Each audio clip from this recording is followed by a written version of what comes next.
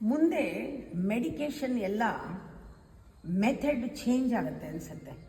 ಯಾಕೆ ಅಂದರೆ ಫ್ರೀಕ್ವೆನ್ಸಿನಲ್ಲಿ ಯಾವ ರೀತಿ ಹೀಲ್ ಮಾಡೋದು ಅಂತ.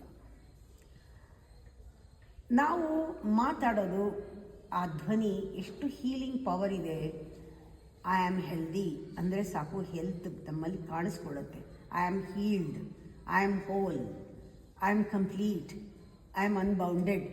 ಇದೆಲ್ಲನೂ ಮಂತ್ರಗಳು. ಈ ವರ್ಡ್ಸ್ ಹೇಳಿದ್ರೇ ವೈಬ್ರೇಟ್ ಆಗುತ್ತೆ. ಅದಕ್ಕೆ ನನ್ನ ಹಾಡುಗಳಲ್ಲಿ ಬರೀ ಈ ಥರದ್ದೇ ಹಾಕೋದು.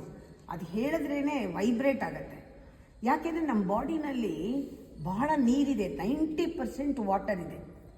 ಆ ವಾಟರ್ ಏನಾಗುತ್ತೆ, ಆ ವರ್ಡ್ಸ್ ಕೇಳಿದ ತಕ್ಷಣ ಆ ವಾಟರ್ನಲ್ಲಿ ಒಂದು ರೀತಿ ಒಂದು ವೈಬ್ರೇಷನ್ ಶುರುವಾಗುತ್ತೆ ವಾಟರ್ನಲ್ಲಿ.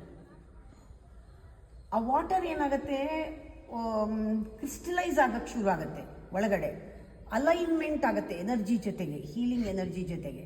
It rises from your words, it blends, it binds with your D N A ಜೊತೆ ಸೇರ್ಕೊಳ್ಳುತ್ತೆ. ಅದರಲ್ಲಿ it creates proteins, resonates with energy. ಆ ವರ್ಡ್ಸ್ ಜೊತೆಗೆ ಸೇರಿಕೊಂಡು ಅದು ಕ್ರಿಯೇಟ್ಸ್ ದ ರಿಯಾಲಿಟಿ. ಅದು ನೀನೇನು ಅಂದ್ಕೊಂಡಿದೆಯಾ ಅದಾಗ್ಬಿಡುತ್ತೆ. ಆ ವರ್ಡಲ್ಲಿ ಏನಾದರೂ ಹೆಲ್ತ್ ಇದ್ದರೆ, ನಾನು ಹೆಲ್ದಿ ಅಂದ್ಕೊಂಡ್ರೆ ಆ ಹೆಲ್ತನ್ನ ಸೃಷ್ಟಿ ಮಾಡಿಬಿಡುತ್ತೆ. Use your words wisely, let it take shape.